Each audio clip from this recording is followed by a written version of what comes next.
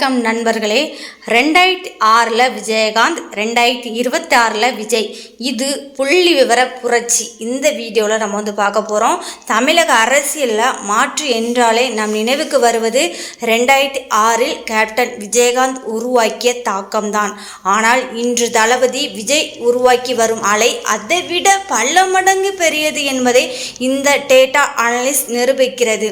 விஜயகாந்த் செய்த சாதனை 2006 என்ன அப்படின்னா, 2006 விஜயகாந்த் அவர்கள் களம் இறங்கிய போது சுமார் 27 லட்சம், அதாவது 8.3% வாக்குகளை பெற்றாங்க. அதுவே அப்போதைய மிகப்பெரிய ஆச்சரியம். ஆனால் அப்போது வாக்காளர் பட்டியலில் இவ்வளோ பெரிய சுத்திகரிப்பு நடக்கலை, எஸ்ஐஆர் வச்சுலாம் பண்ணலை.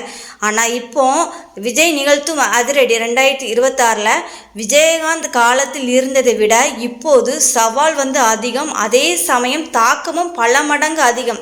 சுத்திகரிக்கப்பட்ட பட்டியல், அதாவது 74 லட்சம் போலி வாக்குகளை நீக்கிய பிறகும் வாக்குப்பதிவு எண்ணிக்கை அதிகரித்திருக்கிறது என்றால் அது விஜயகாந்த் காலத்தில் வந்த புதிய வாக்காளர்களை விட 3 மடங்கு அதிகம்.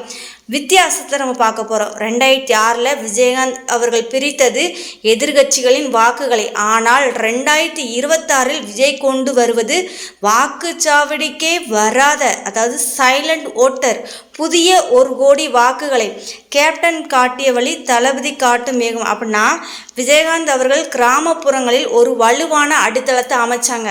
ஆனால் விஜய் அவர்கள் என்ன பண்ணியிருக்காங்க அப்படின்னா, கிராமப்புறம், நகர்ப்புறம், இளைஞர்கள், ஜென்சி செட் என முப்பரிமாண அலைகளை, குறிப்பாக சென்னை மற்றும் கோயம்புத்தூர் போன்ற நகரங்களில் வாக்குப்பதிவு சதவீதம் உயர விஜயின் கோர் ஸ்ட்ரென்த் தான் காரணம். ஏன் இது விஜய்க்கு மட்டும் கேட்டோம் அப்படின்னா, கேப்டனுக்கு பிறகு தமிழக மக்கள் ஒரு நேர்மையான, துணிச்சலான மாற்றத்திற்கான காத்திருந்திருக்காங்க. அந்த இடத்தை இன்று விஜய் அவர்கள் நிரப்பியிருக்காங்க. 2021 இருந்த பழைய லாஜிக் படி பார்த்தோம் அப்படின்னா இது 27 லட்சம் உயர்வு போல தெரியும். ஆனால் 2026 ரியாலிட்டி படி பார்த்தீங்க அப்படின்னா போலி வாக்குகளை தூக்கிட்டு 1 கோடி ப்ளஸ் புதிய ஆர்கானிக் வாக்காளர்களின் எழுச்சி. விஜயகாந்த் அவர்களின் தாக்கம் எப்படி இருந்துச்சு, அலை எப்படி இருந்துச்சு, விஜய் அவர்களின் அலை எப்படி இருந்துச்சு, தாக்கம் எப்படி இருந்துச்சு அப்படிங்கிறத நம்ம பார்க்கலாம். ஃபஸ்ட்டு வாக்காளர் பட்டியலை பார்த்தோம் அப்படின்னா 2006 விஜயகாந்த் அவர்கள் பார்த்தீங்க அப்படின்னா சுத்திகரிக்கப்படாமல் இருந்துச்சு. அதே 2026 விஜய் அவர்கள் அலையில் பார்த்தீங்கன்னா 74 லட்சம் போலி வாக்காளர்கள் நீக்கப்பட்டிருக்காங்க. நகர்ப்புறத்தில் விஜயகாந்த் அவர்களின் தாக்கம் எப்படி இருந்துச்சு அப்படின்னா ஒரு மாதிரி நடுத்தரமாக இருந்திருக்கு. 2026 விஜய் அவர்களோட அந்த நகர்ப்புறத்தில் தாக்கம் எப்படி இருந்துச்சு அப்படின்னா ரொம்பவே அதிகமாக இருந்துச்சிருக்கு.